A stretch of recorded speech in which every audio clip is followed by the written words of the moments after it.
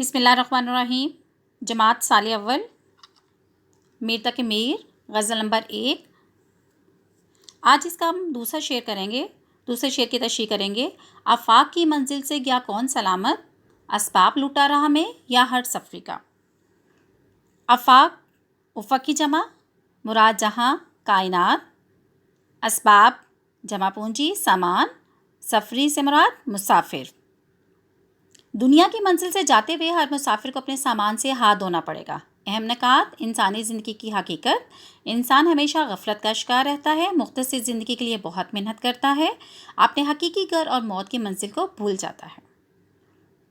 اس شعر میں میر تقی میر نے انسانی زندگی کی حقیقت سے پردہ اٹھایا ہے کہ انسان ہمیشہ غفلت کا شکار رہتا ہے، اپنی مختصر سی زندگی کے لیے بہت محنت کرتا ہے، مال و زر جمع کرتا ہے، مضبوط سے مضبوط اور عالی شان محل تعمیر کرتا ہے، اور طرح طرح کی دنیاوی خواہشات کو پورا کرنے کے لیے اس کے لیے بہت محنت کرتا ہے۔ وہ یہ سمجھتا ہے کہ شاید اس نے ہمیشہ یہیں رہ جانا ہے، مگر یہ اس کی غلط فہمی ہے، اور اس غلط فہمی کا شکار ہو کر وہ اپنے کے لیے کیا کرتا ہے، وہ اپنے حقیقی گھر موت کی منزل کو بھول جاتا ہے۔ جیسے دیکھیں قرآن مجید میں جا بجا کیا اللہ تعالیٰ ارشاد فرما رہا ہے، ہر جاندار نے موت کا ذائقہ چکھنا ہے۔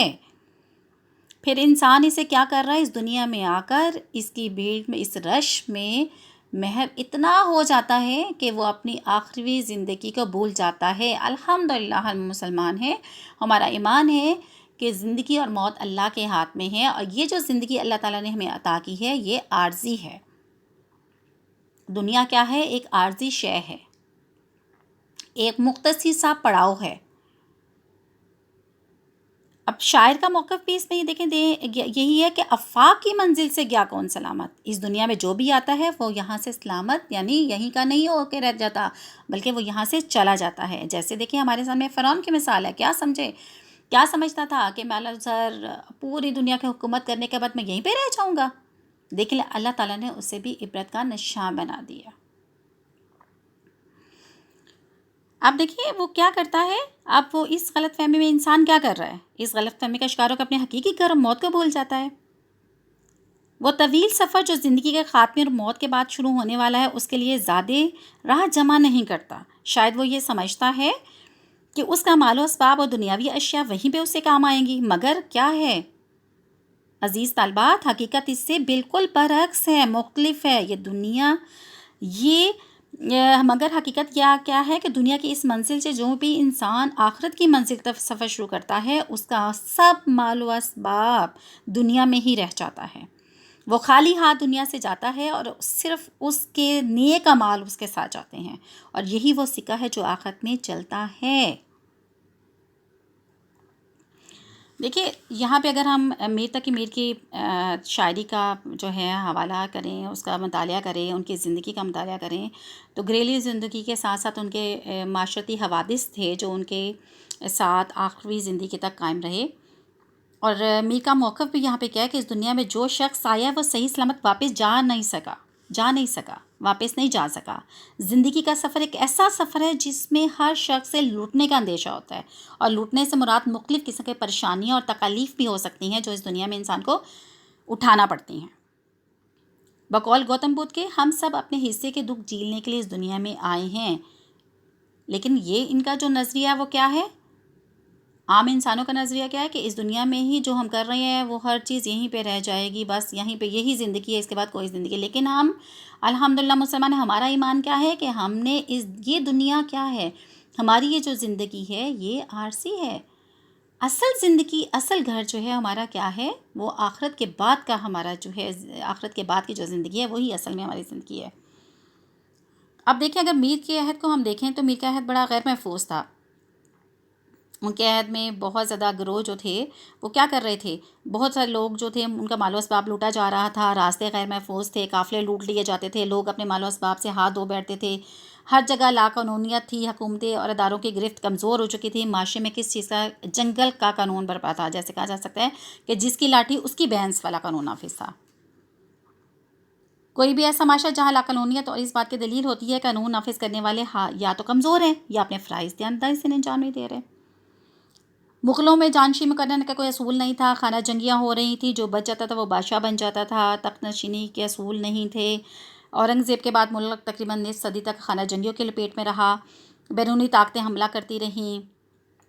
2 دفعہ نادر شاہ اور 1 دفعہ احمد شاہ ابدالی نے بھی ہندوستان پر حملہ کیا۔ احمد شاہ نے جب دلی پر حملہ کیا تو میر ادھر ہی تھے۔ انہوں نے اپنی آپیتی اس طرح لکھی ہے: افغانوں نے اس طرح حملہ لوٹ مار کی کہ لوگوں نے جو کچھ کھا لیا سو کھا لیا، اور جو لباس جسم پر تھا وہ باقی رہا، باقی ہر چیز لوٹ لی گئی۔ افغانوں کے اس حملے کی وجہ سے مزید باغیوں کو موقع مل گیا اور ان کی دیکھا دیکھی مختلف قومیں بھی بغاوت کرنے لگیں۔ نثار میں تیری گلیوں پہ اے وطن کے جہاں، چلی ہے رسم کوئی سر اٹھا کے چلے، جو کوئی چاہنے والا طواف کو نکلے، نظر چرا کے چلے، جسم و جاں بچا کے چلے۔ اس زندگی کا وقت گزارتے ہوئے ہمیشہ یہ سوچنا چاہیے کہ یہ غیر محفوظ سفر ہے جس میں انسان اپنی متاع و عزیز کھو بیٹھتا ہے۔ اس سفر میں بہت احتیاط کی ضرورت ہے۔ سفر کبھی مقصد نہیں ہوتا بلکہ منزل تک پہنچنے کا ایک ذریعہ ہوتا ہے۔ اس زندگی کو سفر قرار دینے کا مطلب ہے کہ دنیا مستقل جگہ نہیں بلکہ گزرگاہ ہے، جہاں آ کر انسان دوسری دنیا میں چلا جاتا ہے۔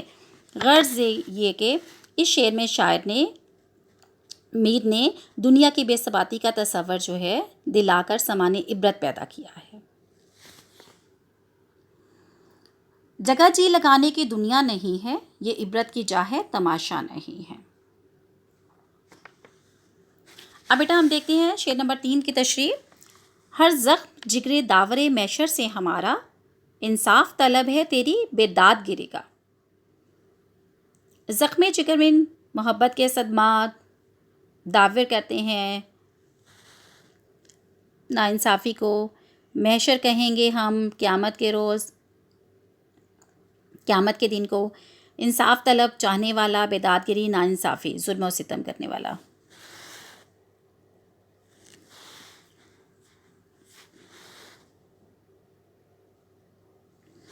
داور میں انصاف کرنے والا۔ اب اس میں دیکھیں، اے محبوب قیامت کے روز ہمارے جگر کا ہر زخم تیرے ظلم کی شکایت کر کے انصاف طلب کرے گا۔ اہم نکات اس کے ہیں، یہ شعر اردو غزل کی ایک عام روایت کا آئینہ دار ہے، مجازی معنوں میں ہے، حزن و ملال اور سوز و گداز کا پہلو ہے۔ میر تقی میر کا یہ شعر اردو غزل کا ایک عام روایت کا آئینہ دار ہے۔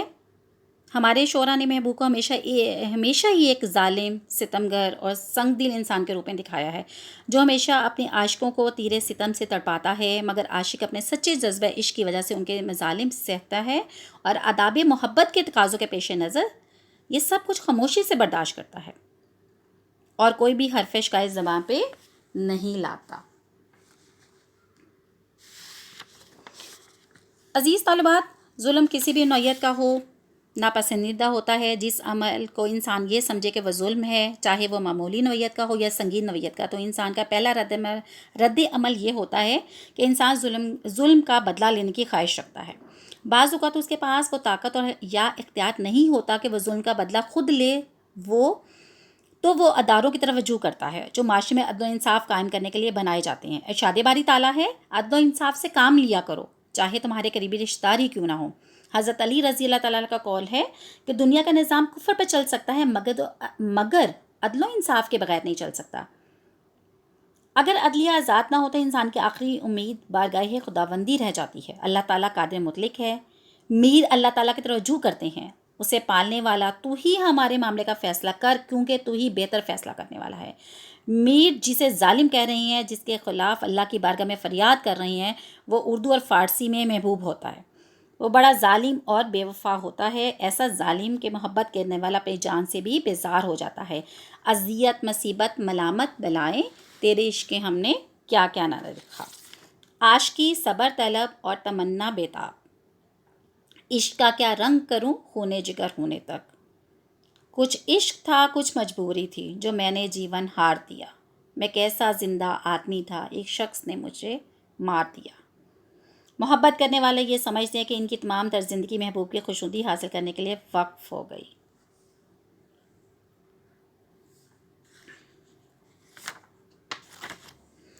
جی بیٹا، اب ہم شعر نمبر 4 کی تشریح کریں گے۔ ले सांस भी आहिस्ता कि नाजुक है बहुत काम, आफाक की इस कारगाह शीशा गरी का। ये दुनिया शीशा बनाने के लिए कारखाने की मानत नाजुक है। यानी ये दुनिया शीशा बनाने के एक कारखाने की तरह नाजुक है। अहम नकात, निज़ाम कायनात को शीशा बनाने वाले कारखाने से तशबीह दी है। ज़िंदगी गुजारने का तरीका, इंसान के कौल और फ़ेल से किसी को तकलीफ़ ना पहुँचे। ज़िंदगी का कोई भी शोबा हो, इत्दाल व तवाज़ुन इख्तियार करने में ही बका है। अज़ीज़ तालिबात,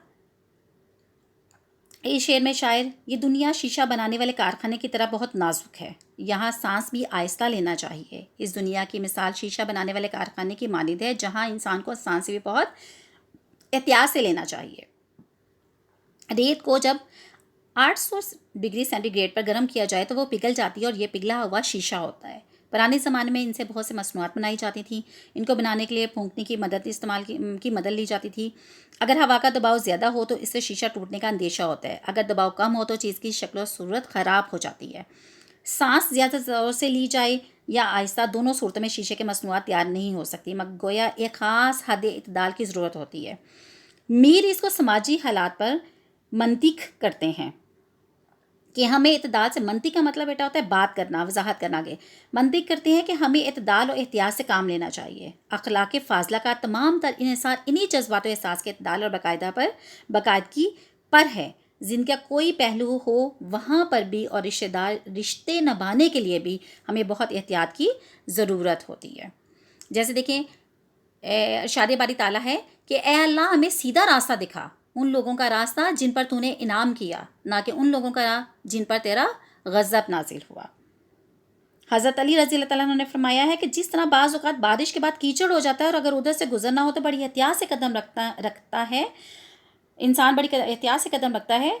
गिरदोपेश में बुराइयाँ कीचड़ की तरह होती हैं जिनसे हमें बच कर चलना है और ज़िंदगी गुजारनी है, और यही तकवा है। एक और जगह इरशाद है, फ़र्ज़ करें कि एक पगडंडी है जो तंग है और उसके दोनों तरफ कांटों भरी झाड़ियाँ हैं। वहाँ से इस तरह चलना कि कपड़े भी ना उलझें और जिस्म पर खराश भी ना आए। तो ये देखें बेटा, किस कदर एहतियात से जो हैं शायर हमें इसका तरफ बता रही हैं कि हमें अपनी ज़िंदगी को किस तरह से गुजारना चाहिए।